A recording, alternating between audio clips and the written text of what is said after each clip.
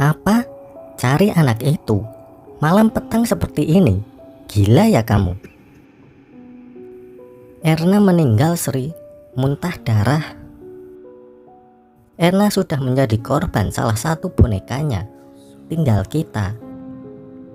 Atau nyawa kalian tidak akan selamat sama seperti Dela. Karena sebelum Banarogo ketemu dengan Sengar Turi, Dela tidak akan bisa mati.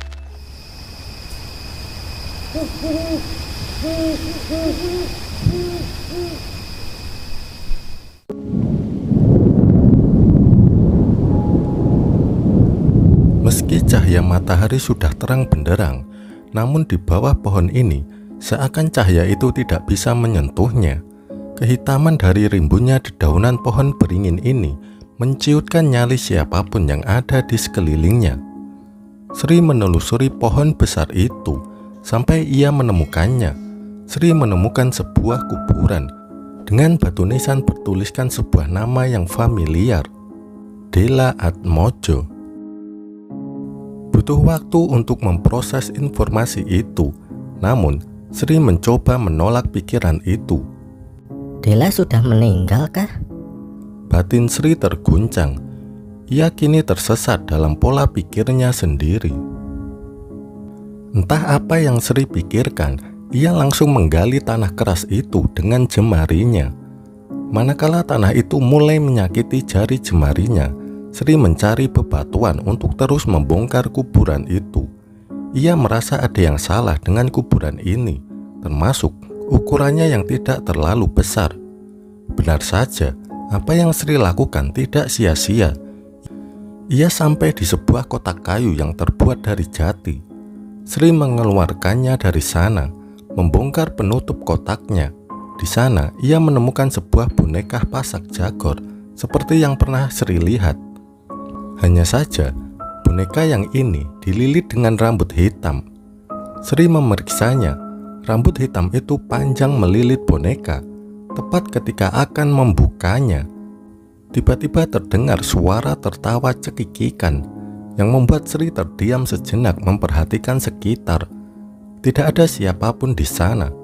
Detik itu juga Sri meninggalkan tempat itu membawa boneka tersebut. Ia menyembunyikan benda itu di lemarinya, lalu melanjutkan tugasnya di hari itu.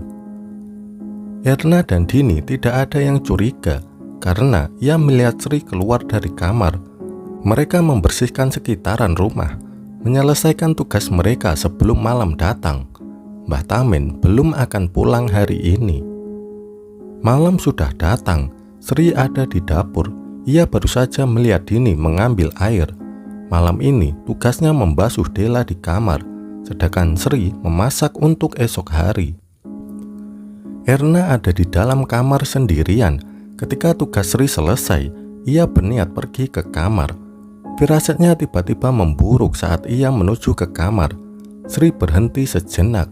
Ia melihat Dini yang membilas Dela. Ia melihatnya membilas tubuh anak malang itu dengan telaten.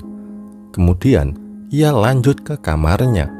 Di sana, Sri tercekat melihat Erna memegang boneka jagor itu dan tangannya tengah melepas rambut hitam itu. Saat Erna sudah melepaskan rambut yang melilit boneka itu, tiba-tiba terdengar suara Dini berteriak yang spontan mengejutkan Sri dan Erna. Mereka segera melihat apa yang terjadi. Belum sampai ke kamar Dela, tiba-tiba sesosok merangkak keluar, menatap Sri dengan senyuman menyeringai. Dela. Pekik Sri dan Erna berbarengan. Sosok Dela melihat mereka sejenak sebelum memuntahkan sesuatu di depan Sri dan Erna. Telinga yang terpotong, kata Sri tidak percaya. Ia melihat Dini menangis di kamar, memegang salah satu daun telinganya. Sosok Dela kemudian pergi keluar.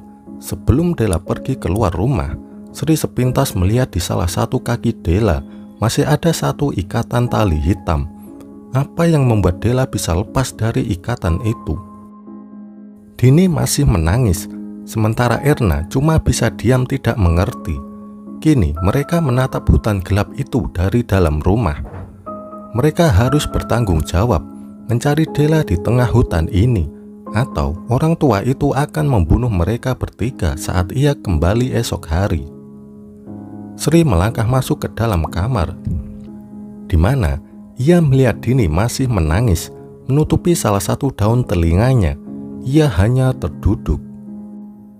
"Din?" tanya Sri, yang hanya dijawab tangisan penuh ketakutan. Sri mendekat, melihat lebih jelas apa yang terjadi. Di sana, ia melihatnya. Telinga Dini benar-benar tampak robek dengan darah segar mengalir. Dini kehilangan salah satu daun telinganya. Ketegangan semakin membuncah, manakala Dini tiba-tiba berujar sebuah kalimat yang Sri yakin sebuah pesan. 1000 harinya anak ini hanya tinggal menunggu bara api padam. Sri bangkit dari tempatnya, lantas melihat Erna yang masih tampak syok. "Ayo kita cari anak itu, mumpung belum jauh." Erna yang mendengar itu lantas langsung sadar dengan lamunannya. "Apa? Cari anak itu? Malam petang seperti ini? Gila ya kamu?" Sri yang mendengar itu mendekati Erna. "Kamu belum paham posisi kita ya? Gimana kalau orang tua itu tahu?" Sebelum Erna menjawab pertanyaan itu, ia membanting boneka Jagor itu, kemudian bertanya dengan nada keras. "Terus ini apa? Siapa yang punya barang seperti ini? Kamu kan?" Sri terdiam, ia tidak bisa menjawab pertanyaan Erna. Ia tidak tahu menau dan bilang memang karena benda itu semua ini terjadi. Artinya memang dialah penyebab semua ini.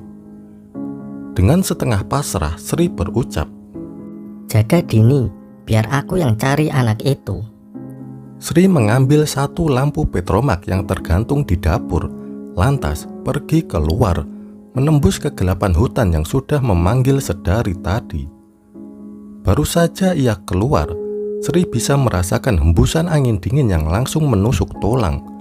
Berbekal lampu petromak di tangan, Sri berlari entah kemana, mengikuti jalan setapak, berharap ia masih bisa mengejar Della yang bisa di mana saja. Ia tidak tahu seluk-beluk hutan ini. Sejauh mata memandang, hanya bayangan pohon dan kabut tebal. Sisanya hanya suara gemersak kakinya menembus semak belukar yang terkadang menggores kulitnya. Selain itu, hembusan nafas Sri lebih berat karena ketakutan sudah menemaninya semenjak keluar rumah. Sudah tidak terhitung berapa banyak ia melintasi pohon besar. Mata Sri awas melihat sekeliling, sementara tangan dan kakinya meraba apapun yang bisa ia pegang, hanya agar ia tidak terjerembab karena tanah yang tidak rata. Namun Sri masih belum menemukan tanda keberadaan Della. Bagai mencari jarum dalam tumpukan jerami, mencari Della di tengah kegelapan hutan seperti ini, berjalan dari satu tempat ke tempat lain rasanya mustahil. Mustahil ia bisa menyisir keseluruhan hutan. Sampai akhirnya Sri merasa ia tahu di mana keberadaan gadis itu. Semoga itu benar. Sri bisa melihat tempat itu bahkan dari jauh. Bayangan hitam besar rimbun itu seakan tidak kehilangan kengeriannya sedikit pun. Meski kaki Sri letih menempuh jarak sejauh itu, ia mendekati pohon beringin itu, tempat di mana ia menemukan boneka Jagor itu. Terdengar suara langkah kaki Sri yang menembus semak. Kini ia berdiri tepat di bawah pohon itu, melihat Della yang seperti sudah menunggunya. Ia hanya duduk, menggoyangkan kakinya, seakan tahu Sri akan menemukannya. Gerak tubuh Della membuat Sri tidak nyaman. Terkadang ia menggedekkan kepalanya, seakan tulang lehernya tidak dapat menyangga isi kepalanya. "Orang tua itu rupanya tidak bodoh ya," kata Della. "Percuma, aku tidak bisa keluar dari hutan ini." Sri hanya diam. Ia juga bingung harus melakukan apa. "Sudah dekat waktunya, sebentar lagi." Kalimat terakhir Della seperti memberi isyarat tentang sesuatu. "Masih belum mengerti. Rambut yang dilepas temanmu itu, kamu pikir apa? Rambut Dela. kata Sri menebak. Sosok itu mengangguk. Terus, Mata Sri terbelalak mendengarnya. kamu pikir aku sengaja menipumu toh? Masih belum mengerti juga. Erna, Kata Sri. Seketika itu Dela tertawa. Sri tidak pernah mendengar suara tertawa semengerikan itu. Sri kembali ke rumah tanpa Dela. Langkah kakinya berat memikirkan kemungkinan yang Sri pikirkan dari tadi. Dan saat ia masuk ke rumah, ia bisa melihat genangan darah. Sri mengikuti jejak darah itu yang berakhir di kamar mereka. Di sana, ia melihat Dini menutupi wajah Erna dengan kain. Erna meninggal Sri, muntah darah. Sri bisa melihat wajah Erna, hidung dan bibirnya bersimbah darah. Sama seperti boneka yang Erna banting, di mana di bagian kepala si boneka hancur. Sekarang ia tahu penyebab sebenarnya santet ini. Sri akhirnya menjelaskan semua kepada Dini, apa yang terjadi kepada Erna, apa yang terjadi kepada Dela, apa yang disembunyikan orang tua itu, apa yang tidak dikatakan tentang pekerjaan ini. Semuanya berujung pada pemindahan santet saja, karena mereka yang memiliki garis weton yang sama. Sri mengambil boneka itu, menunjukkannya kepada Dini. Boneka ini, media untuk mencelakai Dela. Diikat rambut Dela sejak awal.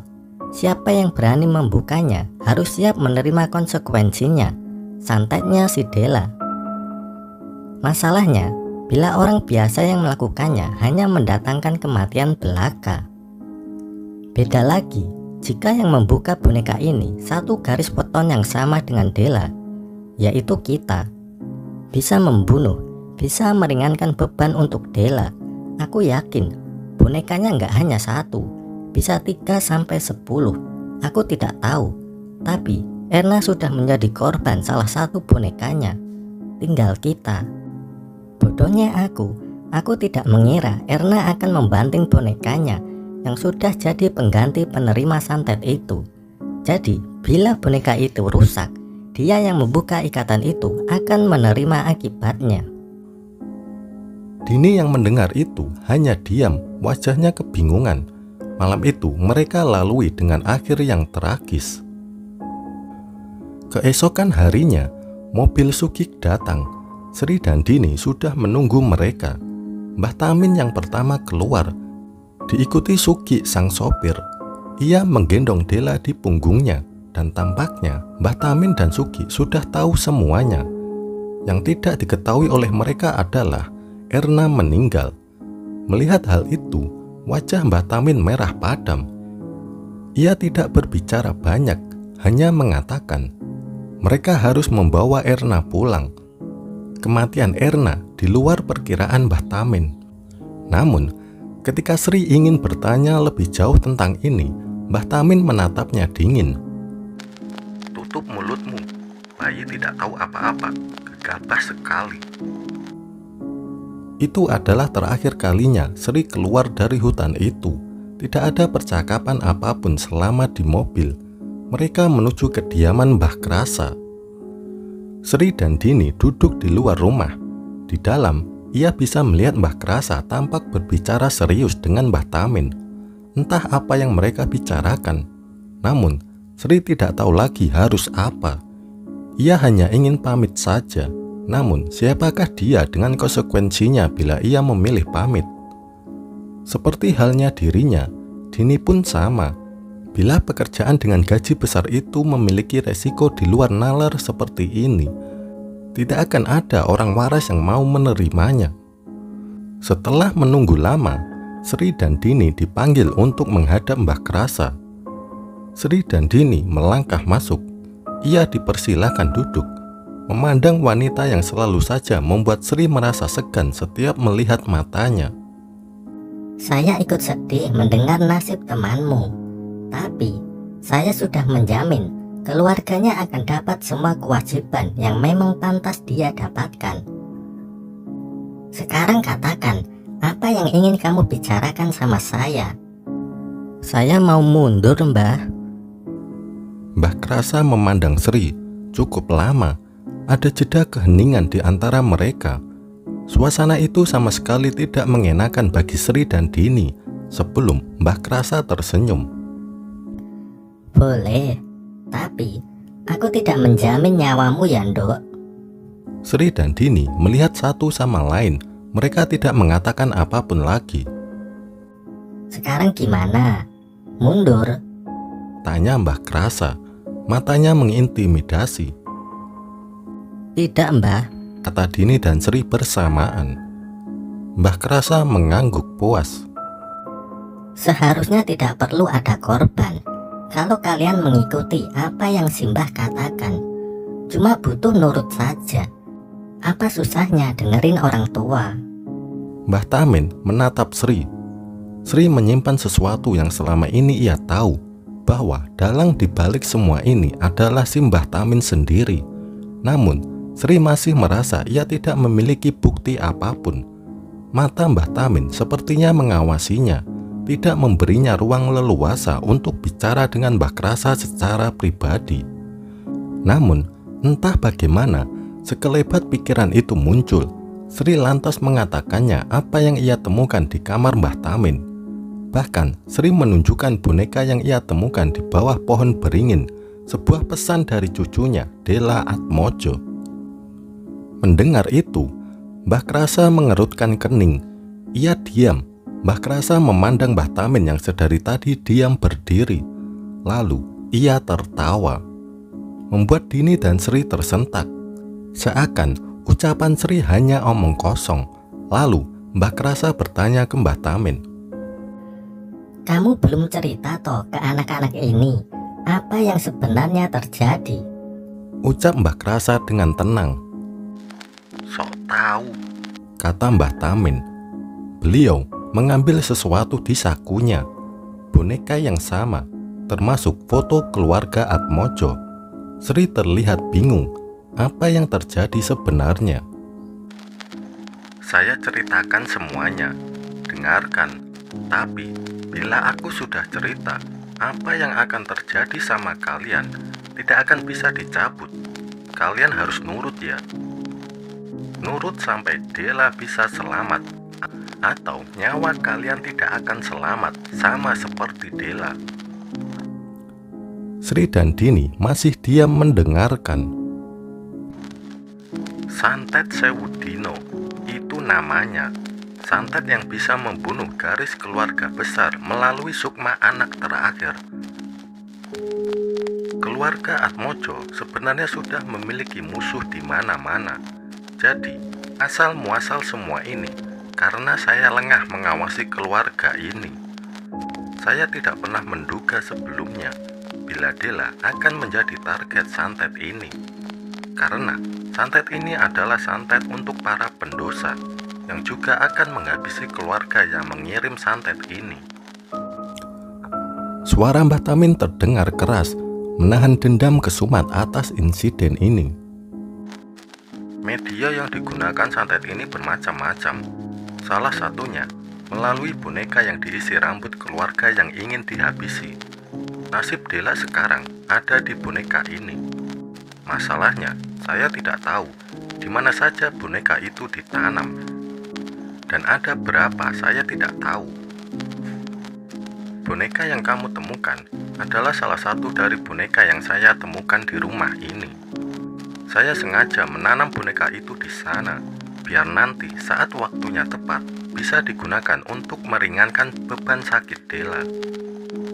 Ingat, waktu saya mengingatkan kamu jangan membuka pintu, tapi kamu tidak mendengarkan. Sebenarnya, keluarga yang mengirim santet ini masih mencari di mana keberadaan Dela. Itulah alasannya kenapa saya menyembunyikan Dela di sana. Karena sebelum Banarogo ketemu dengan Senggar Turi, Dela tidak akan bisa mati. Otomatis santet ini belum bisa menghabisi keluarga Atmojo. Siapa Senggar Turi itu yang sekarang bisa bangun sewaktu-waktu bila Dela tidak diikat tali hitam itu? Jadi Tanya Sri. Tinggal menunggu waktu datangnya Banarogo buat mencari istrinya Senggarturi yang ada di tubuh Dela saat ini. Bila dia sudah menemukannya, keluarga Atmojo akan tamat. Bagi Sri, apa yang baru saja diucapkan oleh Mbah Tamin persis seperti dongeng untuk anak kecil. Saat Sri melihat wajah Dini, ia menampilkan ekspresi ketakutan yang tidak pernah ia saksikan sebelumnya. Ibu dari 2 anak, satu-satunya yang Sri tuakan, meski usia mereka hanya terpaut 2 tahun. Dini memilih menikah muda. Hal itu yang membawanya ke tempat ini, ke tempat di mana ia harus meninggalkan 2 anaknya guna membantu sang suami mencukupi kebutuhan dari buah hati mereka. Dini lebih memilih diam sembari menutup luka di daun telinganya yang harus ia relakan di bibir Dela, atau mungkin Senggarturi. Setelah penjelasan Mbah Tamin yang dirasa Sri bahwa ada beberapa hal kecil yang seakan tidak diceritakan, membuat Sri merasa orang tua ini memiliki tujuan tersendiri, tidak dapat ditebak. Namun sorot matanya seakan memberitahu ada rahasia yang ditutupi. Sudah selesai kan penjelasannya, Nduk? Kalau sudah, Ibu mau pamit. Nanti biar Suki yang mengantar kamu ke tempat di mana Dela berada. Lalu Mbah Krasa pergi. Mbah Tamin pun ikut undur diri. Ia mengatakan bahwa setelah ini, apa yang mereka alami di rumah gubuk alas itu masih belum ada apa-apanya dengan apa yang akan mereka saksikan dengan mata kepala sendiri. Ada kilatan mata dengan sudut bibir melengkung. Mbah Tamin punya rencana lain. Suki belum kembali. Kabarnya ia akan menjemput sore hari. Sri masih belum tahu di mana Dela sekarang berada. Yang jelas, alas itu bukan tempat di mana Dela disembunyikan lagi. Entah tempat seperti apa lagi. Sri merasa ia sedang dipersiapkan untuk sesuatu yang lebih besar. Ketika Sri sedang mempersiapkan perbekalannya yang akan ia bawa, Sri melihat Dini berdiri di luar pintu kamar, tempat ia beristirahat sebentar sebelum perjalanan berikutnya. Entah apa yang dilakukan Dini, membuat Sri akhirnya mendekatinya, mempertanyakan apakah ada yang ingin ia sampaikan. Wajah Dini pun tidak tertebak sama sekali. Namun setelah dirasa ia cukup menahan diri, Dini berujar dengan suara gemetar. Satu dari kita yang akan bertahan hidup sampai semua ini selesai. Saya minta maaf, Sri. Saya akan melakukan apapun untuk tetap bertahan hidup. Ucapan Dini membuat Sri kebingungan. Apa yang ia ucapkan? Dari mana ia dengar? Setelah Sri mempertanyakan itu, Dini menunjuk telinga cacatnya. Ia berujar dengan nada yang lebih percaya diri. Sebelum telingaku putus, Dela membisikkan sesuatu kepadaku. Satu dari kita yang akan selamat untuk berbagi sari bunga dari sisa santet ini. Sebuah mobil hitam yang Sri kenal baru saja masuk ke kediaman Atmojo. Suki melangkah keluar. Sri dan Dini pun melangkah masuk ke mobil. Setelah berpamitan dengan Mbah Krasa, Sugik pun mengantar Sri dan Dini menuju tempat di mana Dela sekarang berada. Aku ikut berduka soal temanmu, Sri, Mbak Din, kata Suki. Ia tidak henti-hentinya memandang Sri dan Dini, yang sejak pertama mereka masuk, tidak ada interaksi di antara mereka, seakan memilih untuk diam bersama. Hal itu membuat canggung. Benar dugaan Sri sebelumnya, jalan yang mereka tempuh bukan jalan menuju alas itu, melainkan jalan menuju keluar kota, menuju sebuah desa. Karena ketika mobil masuk ke sebuah gapura, suasana sepi dari kehidupan desa ketika malam langsung menyambut mereka. Banyak rumah yang masih menggunakan anyaman bambu di samping kiri dan kanan.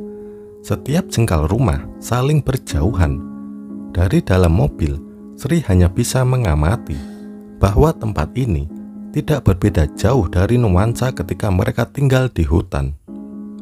Masalahnya, Sri belum melihat satupun manusia di sini, seakan ini adalah sebuah desa mati. Mobil masuk ke sebuah gang dengan pemandangan yang sama. Batu kerikil keras di sepanjang jalan menambah kesan bahwa desa ini pasti desa pinggiran, jauh dari mana-mana. Dan ketika mobil berhenti, saat itulah Sri melihatnya. Mbah Tamin tengah berdiri di sebuah rumah, menyerupai gaya bangunan pondok dengan atap melebar. Rumah dengan kayu jati menjadi corak bahan utama, seakan memberitahu Sri ini adalah tempat yang ia janjikan. Mbah Tamin berdiri di teras rumah. Di sampingnya ada Dela. Hal yang membuat Sri dan Dini tidak bisa berhenti melihat hal itu. Mereka seakan ngeri dengan pemandangan itu. Dela berdiri persis di samping Mbah Tamin. Senyumannya menjadi pembuka dari sambutan yang tidak pernah Sri bayangkan. Sugi melangkah keluar, membuka pintu mobil. Sri dan Dini ikut keluar. Meski dengan langkah ragu, mereka mendekati Mbah Tamin dan Dela yang sejak tadi menatap kedatangan mereka. Mbak Sri ya? Kata Dela. Suaranya layaknya seperti gadis muda lainnya. Terima kasih Mbak, sudah mau menerima pekerjaan ini. Sri hanya menyambut tangan Dela. Ia masih bisa melihat luka borok dan perut buncitnya. Tidak ada yang berubah dari penampilan fisiknya yang membuat siapapun tidak akan sanggup melihatnya. Setelah melihat Sri dengan tatapan sumringahnya, Dela beralih pada Dini. Ia melakukan hal yang sama. Sri hanya bingung. Ia tidak pernah melihat ini sebelumnya. Apa yang membuat Dela yang ini sangat berbeda dengan Dela yang selama ini Sri lihat? Mbah Tamin hanya mengamati saja. Setelah berbasa-basi, Mbah Tamin mempersilahkan Sri dan Dini masuk. Di dalam, Sri langsung bisa merasakan bahwa rumah ini jauh berbeda dari rumah gubuk itu. Rumah di sini berkali-kali lipat lebih besar, tentu dengan nuansa Jawanya yang kental. Meski begitu, Sri merasa ngeri memasukinya. Setiap ruangan di dalam rumah, besarnya bukan main. Banyak lukisan dengan corak adat budaya Jawa yang bisa Sri saksikan langsung. Namun, dari semua itu, ada satu lukisan yang menarik perhatian Sri. Sebuah lukisan yang familiar. Sri menatap lekat foto itu. Seorang wanita tengah berpose dengan sanggul, mengenakan kebaya, menatap lurus.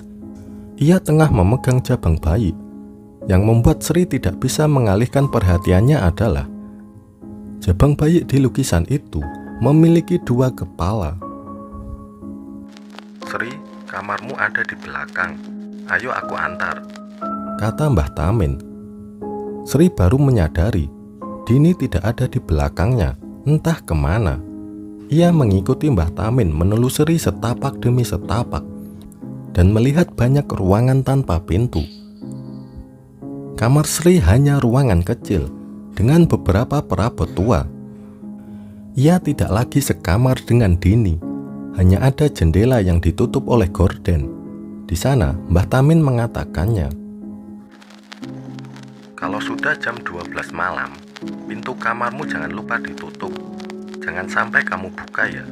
Ingat pesanku ini, tegas Mbah Tamin. Lalu ia pergi. Sri membuka gorden di jendelanya.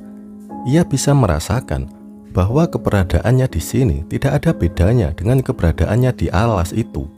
Entah kenapa tempat ini sama saja, seperti memintanya menguak apa yang ada di sini.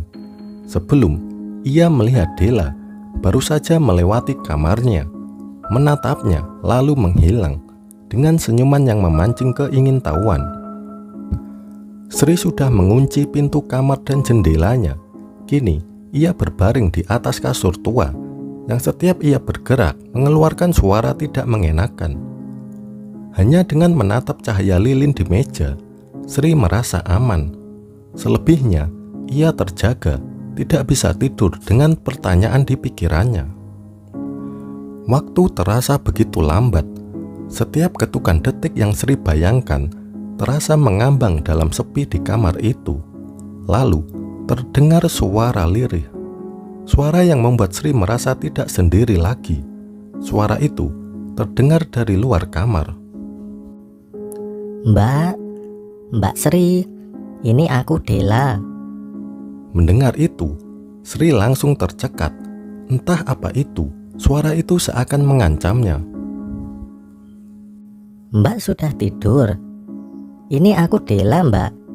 Dibuka pintunya, Mbak. Sri masih diam. Ia mencoba menahan diri. Suara itu mengganggunya. Mbak Sri, saya tahu kamu belum tidur. Dibuka dulu pintunya. Nanti saya kasih tahu rahasia. Kaki Sri mulai melangkah turun.